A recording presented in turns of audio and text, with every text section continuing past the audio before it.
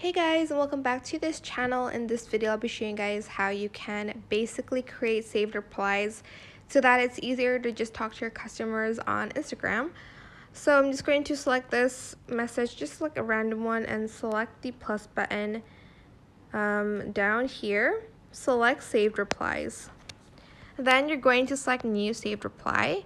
For instance, this will be the appears when the shortcut is the first word typed in the message. For instance, the shortcut is like price, and then your message would be like, for instance, I don't know, $1. I don't know what to write right now. And then you're going to press save. So whenever someone asks about the price, you don't have to like say it again on your DMs. Like, you just know that Instagram will DM it instantly.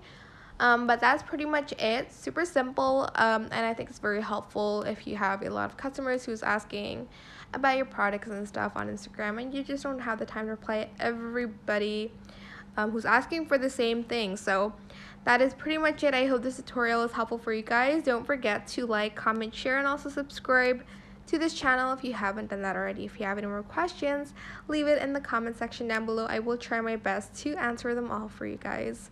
And if you found this video helpful, please click the thanks button as well. That is it. Thank you so much for watching. Bye.